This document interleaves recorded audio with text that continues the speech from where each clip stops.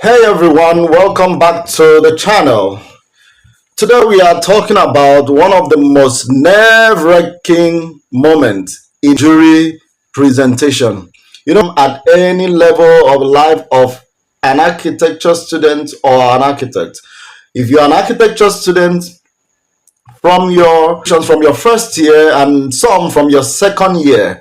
And imagine when you do that from your second year, third year, fourth year, then you go to your master level and probably you'd go to the doctoral level. You will always have to do presentation. And in the life of a practicing architect who has a practice, if your client needs you to do some presentations for them, there's going to be a lot of query that will be coming there, and that is jury presentation. In any case that you are doing jury presentation, it requires you to convince your audience for them to have a buy-in to your project.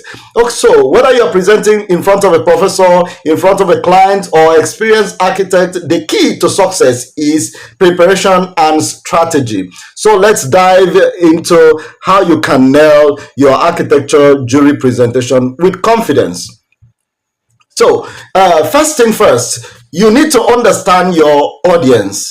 As I said, you may have a professor who is grading you on theory and process. It is a panel of professional looking at practicability. So you see, if that is what you are going to face, you need to delve into that. If you're presenting to a professor who is looking at theory and process, you need to emphasize that theory and process that you're using to back up your design. And if you're looking at a professional who is looking at the practicability of that design, then you need to nail it and show that your design is workable and practicable. So knowing who you are speaking to helps you tailor your presentation to highlight the right things.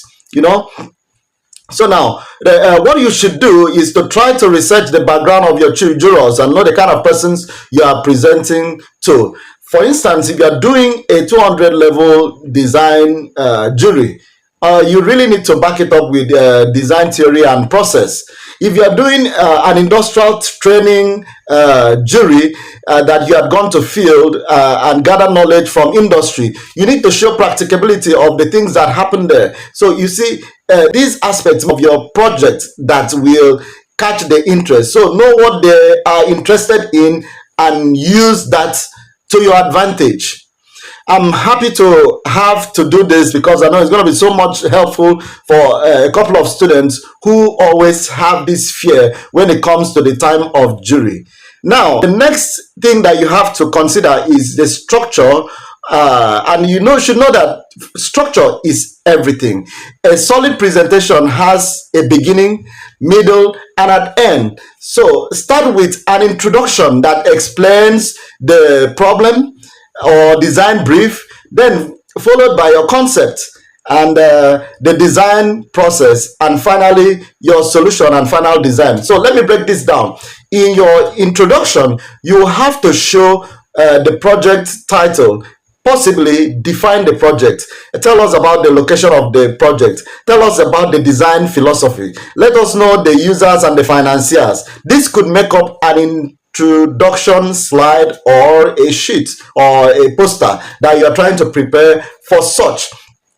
Then you now move on to the concept. You know that concept comes in different dimensions. You could have analogical concept, we have form concept, so we have metaphoric that you have to explain what a particular thing interprets into. Let me share this with you because I know in some points I've done a publication about concept, so you can look up that on ResearchGate with Tibaka. You see concept and conceptualization in architecture education. So if you check up my name, Utibe Aka, on ResearchGate, you are going to see that publication on concept. So now let me break down a few other. Introduction gives you context, right?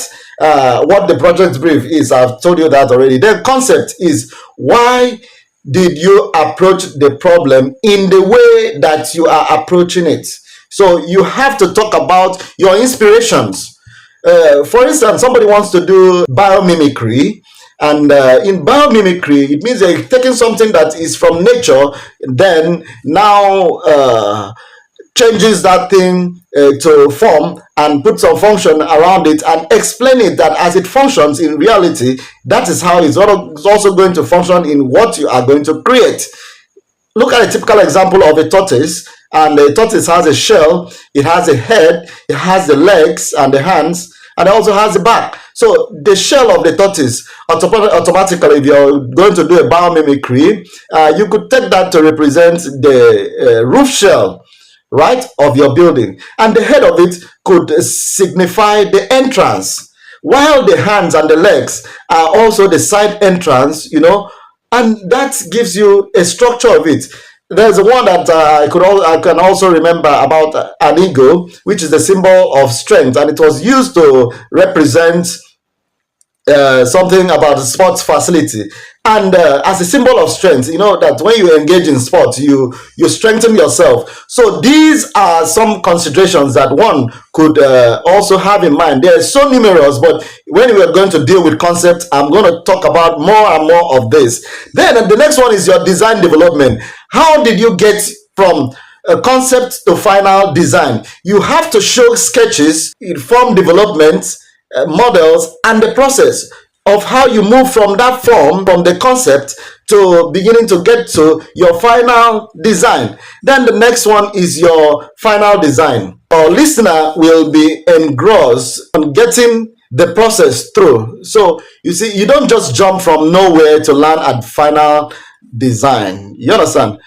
So let me ask you, what's your journey on your design from concept to completion? Have you been having difficulty trying to generate design, or the design process has to tell a story. So when you are doing your design, the concept is the story aspect of it.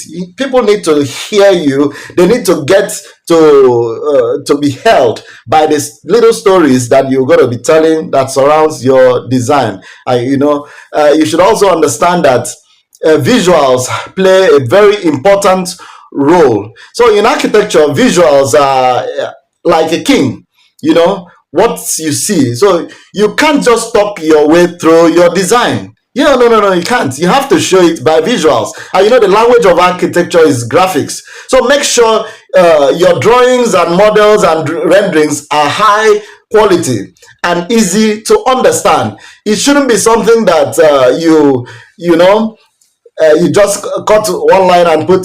No, it has to be interesting, and somebody will be engrossed. I want to look at the level of work that you have put into it. So use diagrams, explode axonometric views, or even animations. If you are using a computer-aided approach, if you are using posters that you have to have printed out, it's still good. You have realistic renderings. This will help you convey your ideas clearly, and also help the people who are listening or who are watching you to understand or get into what you are doing clearly. Don't forget to label your drawings. I've seen it a couple of times. Somebody will get some work to paste or present without numbering their sheets. Even if it's a slide, you have to number your slides, because when the question would be coming, okay, it will be go to your sheet number this. So how dare you do a presentation without having to label or number your sheet? And you draw a floor plan on a sheet and you don't title that sheet and you don't call it a name. That is very, very wrong. And remember, these things can get you to be marked down. And I want to tell you that it's very easy for you to hit an A grade or for you to get that deal signed up if your presentation is top notch. So I hope with this you understand. But let me give you a pro tip. Make it very easy for your panel of jury to follow you, because if you confuse them when they get in detail to look at your work, definitely no one is perfect, so you're going to have a lot of flaws. Then pro tip, let me let you understand this as a pro, because I've gone through this very often times through my school years. I know, and the records are there, I've always hit an A grade in design. And one of the things that helped me through this process was that I had always gone for presentation with confidence, And I didn't make my sheets to be too busy. I always had very clean sheets. You know, I use contrasts in my presentation posters or sheets. I normally use things like subtle colors, but I want to tell you that when you introduce those colors, understand the principle of use of colors, understand the principle of hierarchy of points. When your work is clean and minimalistic, it does not overshadow the main content, so it allows or helps your jurors to focus on what is important, which is your functional flow. So those other aspects of presentation, if you are too rigid or bold, it's going to overshadow the main content. For instance, you are going to do a panel, just do a panel that does not swallow the work. And if you are doing a design, get a strong concept that is going to help your work to stand out clearly. All right. So, having given you that tip, I want you also to know that now for the most important part, practice, you know, is the key. Don't wait until the night before you start rehearsing your presentation. In fact, as you do the first sheet, practice that presentation. Time yourself and make sure you can cover everything within the time slot allocated to you. If you wait until the last minute, you may have a lot of shit that you end up not being able to time yourself, and you get there, your time will be cut short and you will not present the most important things. And when it gets too boring, the fact is that your juror will tell you, move to this, move to that, move to that, and they begin to move you around. Then you would have left all the effort you put in without being able to take them through to the narrative. So, having said that, I would also want you to understand that practice in front of friends or classmates, and it will help you because that will make you to get feedback, right? And adjust accordingly. You wouldn't want to run out of time before presenting your final jury, right? I'm sure you wouldn't want to run out of time. So aim for a smooth and concise delivery. A lot of students find themselves in a situation that when you're given your project brief, you go and sleep over it. The day you have been given that project brief is when you should start working, because your institution must have understood or understands that you need certain time to get this work done. But some people wait until the jury date has been fixed before they start working. And that cannot give you a good outcome. You will be tensed. You are supposed to have finished your work and be practicing your work before the jury day comes. So that will keep you at the forefront of delivery. So remember, the more familiar you are with your project, the more confident you will sound. See, when I'm talking to you in a place of confidence. And I will also believe that if you did something by yourself, you will have so much confidence talking about it, right? So if that is correct, it means that you actually need to practice your work and have more confidence, so that when you are presenting, the tone of your voice will show that you are of good confidence, right? Okay. The jury will have questions, you know that. So remember that you need to develop the poise to handling these questions. And if you do not have the right poise to handling questions, the jury will give you questions that could shoot you off balance. And it is also still about preparation.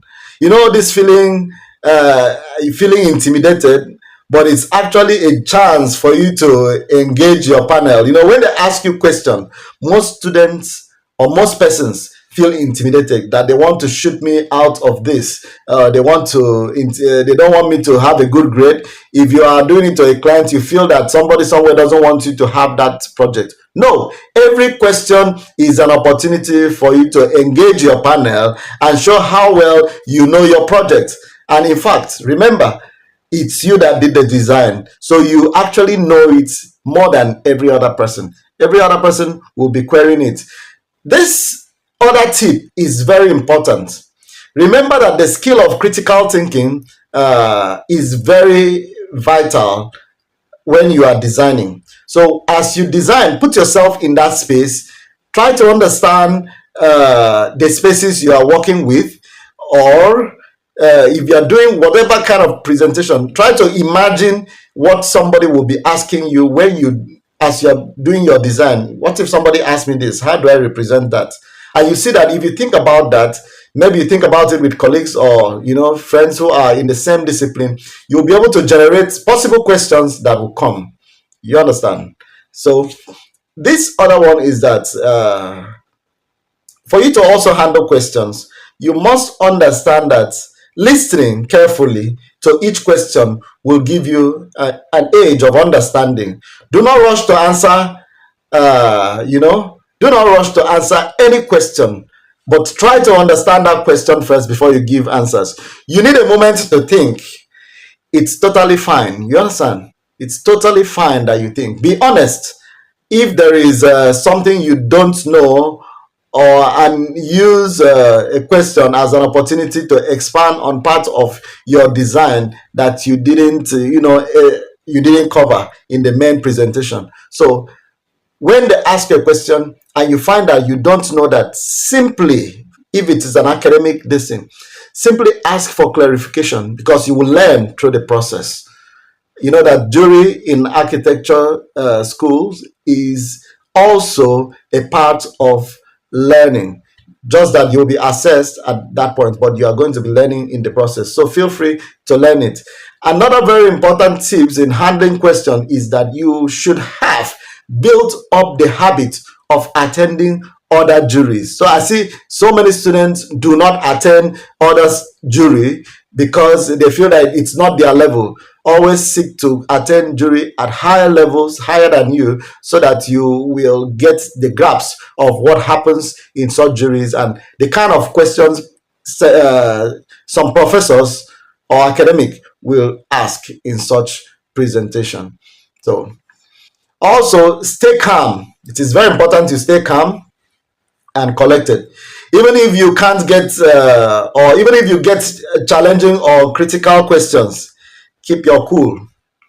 It shows professionalism and composure. Let me give you a bonus tip so that you know that you've stayed up to this time, you are worthy to get this bonus. And this bonus tip is that your dressing is very important. That is where you can score a very, very free mark. Imagine in your jury presentation, I'm sure most of you may not know that the dressing carries a certain mark. And if you dress full corporate dressing, whatever dressing you have to wear has to be complete. Like if you're wearing something like what I'm wearing now, you need to put a cap on. If you're wearing a traditional attire that requires a cap, you must put on a cap. If you're putting on an English wear, you have to make it complete. If it's a suit, you have to put on a suit complete. Don't dress and dress half. If you dress half, you're gonna get half marks for that. So dress the parts, look professional. It helps with confidence. Let me tell you some other thing. As you are going for the jury, after your dressing, put on a very good cologne. You know, as you perceive yourself, smell good, your confidence will be boosted. But some people don't remember that. So I said I'm going to give you a few tips. So another tip here is be enthusiastic. If you look excited about your project, the jury will be, exciting too. You understand? So don't feel sad, because it's an energy. If you put in a sad energy into your project, it will end up sad.